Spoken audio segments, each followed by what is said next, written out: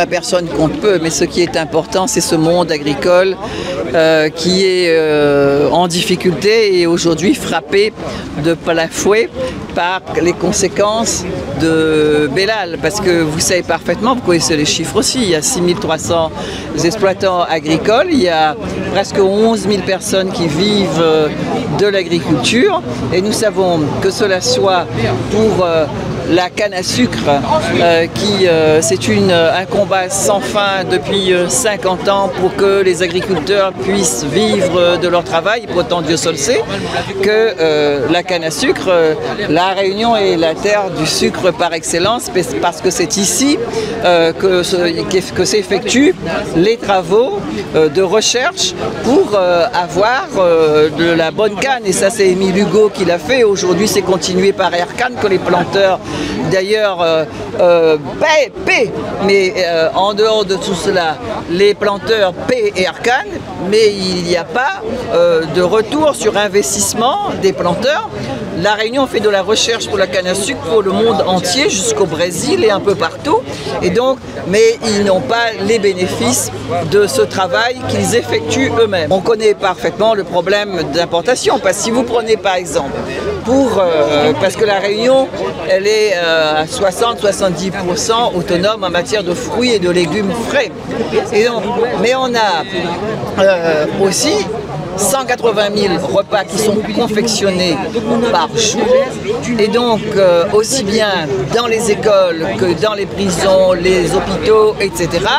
Et que 70% de ces produits que l'on utilise, ce sont des produits importés, et 30% ce sont des produits locaux. Contrairement à ce qui se passe pour le conseil départemental, le conseil régional, pour le lycée et collège, il y a presque 70% des produits frais que l'on utilise, ce sont des produits locaux. On a signé la charte régionale de l'autonomie alimentaire avec la préfecture, avec beaucoup de monde. Maintenant, ce sont des actes, mais il faut mettre en pratique tout cela. Et nous savons aussi parfaitement que les agriculteurs ne vivent pas de leur travail. Ceux qui nourrissent les hommes et les femmes de la terre entière, et ceux de la Réunion en particulier, eh bien, ils vivent vraiment dans de grandes difficultés. On peut aller plus loin, on peut aller regarder par exemple les retraites agricoles. C'est une honte pour la France hexagonale et pour la Réunion, bien sûr. Et donc là-dessus, sur les retraites agricoles, c'est vraiment, on fait un torchon avec les agriculteurs, et donc c'est aussi cela. Donc, en ce qui concerne l'octroi de mer, je peux en parler facilement parce qu'il n'y a pas d'octroi de mer sur les produits de première nécessité ici à La Réunion. Et donc, c'est un travail aussi que nous faisons, parce que s'il n'y a plus d'octroi de mer aussi, c'est la mort aussi pour les communes, c'est la mort pour le département, c'est la mort pour la région, et on va s'appauvrir de plus en plus. C'est un problème très délicat. Et donc, on demande aussi qu'il y ait un vrai travail, une vraie discussion quant à ça. Mais aujourd'hui, le sujet, c'est l'agriculture à La Réunion, c'est la situation de ces 6300 agriculteurs qui ont des petites exploitations, qui ont des exploitations de moins de 7 hectares pour la plupart. Il y a le problème des jeunes agriculteurs qui vont dans les lycées, à la fois lycée agricole et le lycée agricole de Saint-Joseph et celui de Saint-Paul, et qu'au sortir de cela, eh bien, ils n'ont pas de terre. Et on le sait, on sait aussi ce que l'on nous dit, c'est qu'il nous manque 1000 hectares pour avoir ce que l'on appelle l'autonomie alimentaire. Et on sait que sur la canne à sucre, c'est 29 000 hectares. Et on sait aussi qu'il y a, aujourd'hui, quand on dit faites de la diversification, mais ceux qui cultivent la canne à sucre, ils sont déjà dans la diversification. Il y a une diversification effective ici à La Réunion. Et donc c'est pour cela aussi que quand on dit que les agriculteurs de La Réunion suivent ce qui se passe dans l'Hexagone, non. Ils se sont toujours battus ici à La Réunion. Et nous ne voudrions pas que cela soit un combat sans fin. Et on a besoin que ce gouvernement entende les agriculteurs dans l'Hexagone, mais qu'ils entendent aussi les agriculteurs ici à La Réunion.